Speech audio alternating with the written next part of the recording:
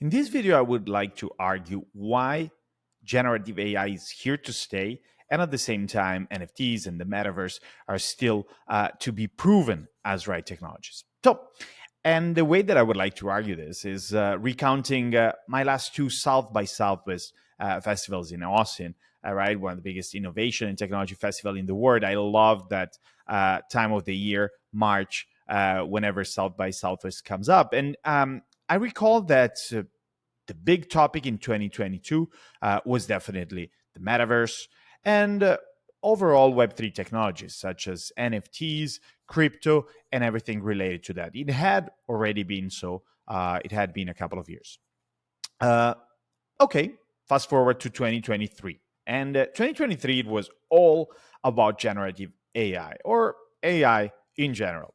And the truth is that, like the Web3 fad had started to come up, and, like at least there was less talking about that, and people were more skeptical because of the, crypto scams and things like these. And what I noticed though was that in 2023, something incredible had happened, right? I would see people going to the conferences and just, switching on their Otter.ai and just, having AI take the notes of every keynote. And then eventually they would like cut and paste. And I was doing the same, cut and paste all the notes that Otter.ai had taken into ChatGPT and doing a summary.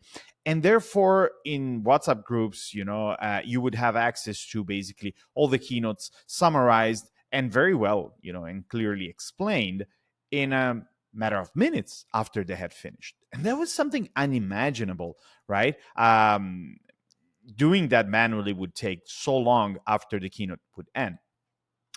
And then when I started to see how, in 2023, people were using and are using AI tools and were using it at South by Southwest, I went back 1 year and I was wondering, well, how many of the same users that were like super hyped about Web3 and Web3 technologies were using actually Web3 technologies in their day to day? Because nowadays we all use ChatGPT and AI tools in order to be more productive, right? What about 2022? Were all that people that were super interested about Web3 using Web3 tools? Well, I started to understand that no. And I even thought about myself.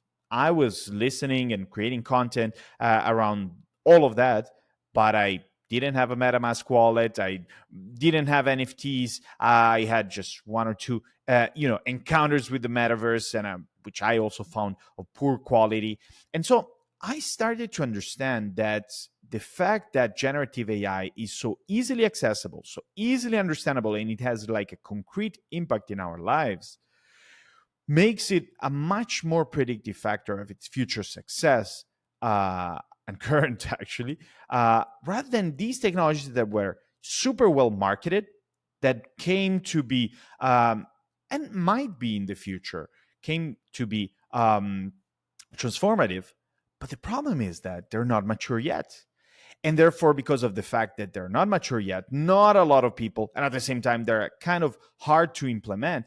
And so, what happened is that people would not necessarily use them as much as they were talking about them. And so, if they wouldn't use them, there would be no network effects. There would be, not a lot of growth in scale. And that's different for generative AI. So the big difference lies to the accessibility of the technology and of the real impact it has in our day-to-day lives. And so that's extremely important for us to consider. And that's one of the biggest, things that I noticed across the last two South by Southwest that I've been participating. Big difference in the way that generative AI is adopted compared to Web3 technologies.